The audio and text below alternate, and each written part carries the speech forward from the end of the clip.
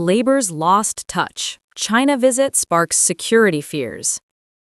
Keir Starmer is under fire from two completely different directions, and both criticisms are hitting at the same fundamental problem. On one side, voters are saying Labor's spent too long in Westminster and doesn't have a clue how the real world lives. On the other, critics are calling Starmer a threat to national security and claiming his China visit was just a convenient distraction. These aren't random complaints, they're connected, and they reveal something deeply troubling about where Labor is right now. Let's connect the dots. So we've got two major accusations flying at Starmer, and on the surface they seem unrelated, but stick with me because they're actually two sides of the same coin. First accusation, Labor's spent too long in Westminster and doesn't have a clue how the real world lives. This is coming from voters, regular people in towns across Britain who are watching their government make decisions that seem completely disconnected from their daily reality.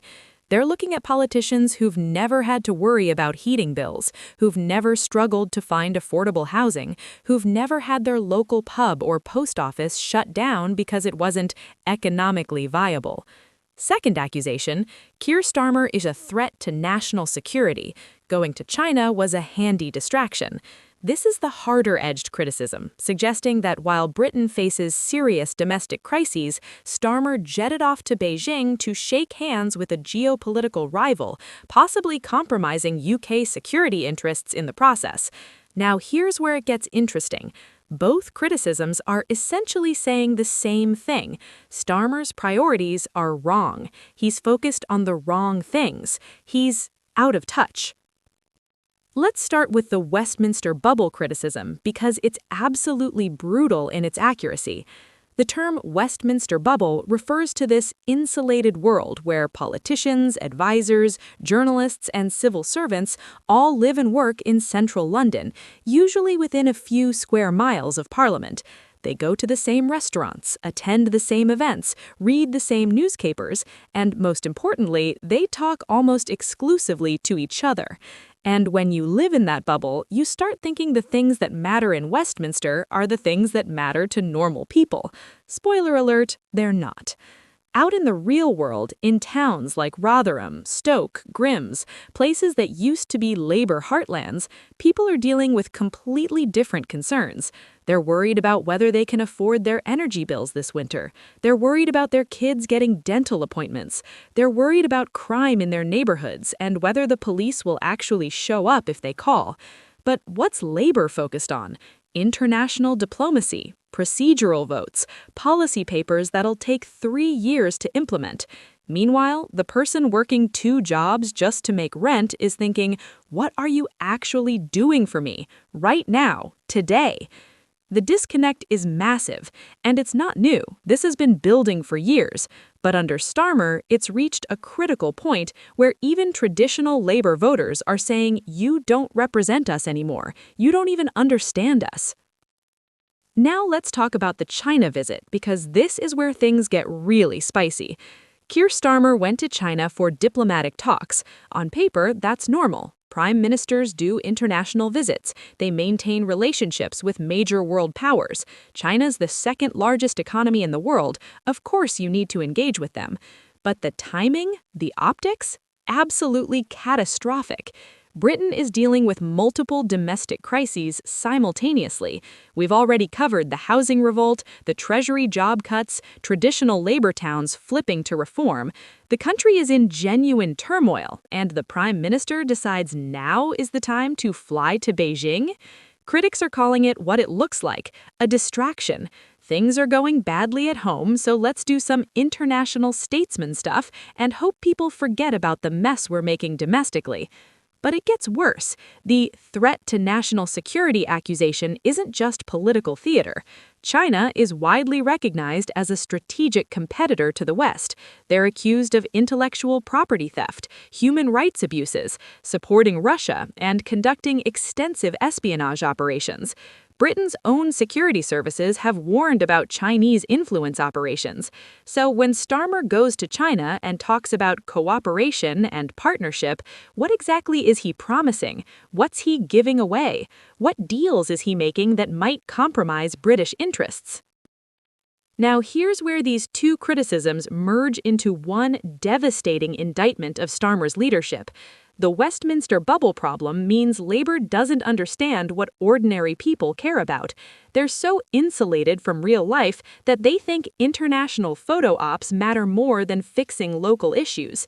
The China visit perfectly encapsulates this disconnect. While British voters are screaming, "Fix our economy, build more houses, control immigration, make our streets safer," Starmer is in Beijing talking trade deals and diplomatic relations. It's the ultimate expression of having the wrong priorities, and voters can feel it. Think about it. If you're a former Labor voter in a struggling town, watching your community decline, feeling ignored by politicians for years, and then you see your prime minister flying to China for talks with a country that's flooded your local market with cheap goods that destroyed British manufacturing, how do you feel? You feel betrayed. You feel like this guy has absolutely no clue what your life is like, and you start looking for alternatives, which is exactly what we're seeing with the swing to reform UK. The national security angle makes it even worse. Not only is Starmer ignoring domestic problems to play international diplomat, but he might be doing it in a way that actually makes Britain less safe. That's not just incompetence, that's dangerous incompetence. Now let's be fair and look at what Starmer might be thinking here, because there is a logic to it, even if it's terrible politics. From his perspective, Britain needs international partnerships to solve its economic problems.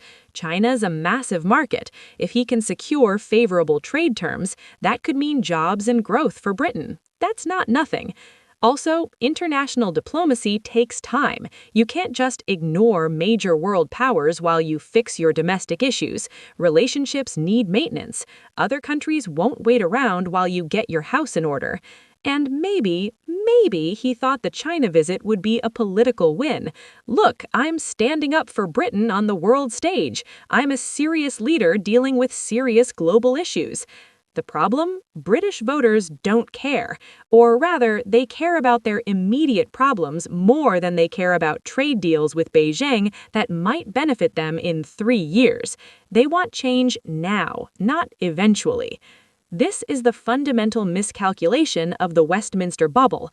Politicians think long-term strategic moves will impress voters, but voters want their bins collected, their roads fixed, and their communities to feel safe. Everything else is just noise. What this whole situation reveals is a Labour Party that's completely lost its connection to its base. They're governing like technocrats focused on policy papers and international relations, while their voters are screaming for immediate, tangible change. The Westminster bubble isn't just a metaphor, it's a genuine barrier between Labour and the people they claim to represent. And until they pop that bubble and start actually listening to what voters are telling them, these problems are only going to get worse. The China visit will be forgotten in a few weeks, but the feeling that Labour doesn't understand or care about ordinary people, that's going to linger, and it's going to cost them votes. So there you have it. Labour accused of living in a Westminster bubble, while Starmer's China visit raises serious questions about priorities and national security. Two criticisms that reveal the same fundamental problem, a government that's lost touch with the people it's supposed to serve. What's your take? Is this fair criticism or political point scoring? Drop your thoughts in the comments below. And if you want more analysis on UK politics and the stories that matter, hit that subscribe button. I'll catch you in the next one.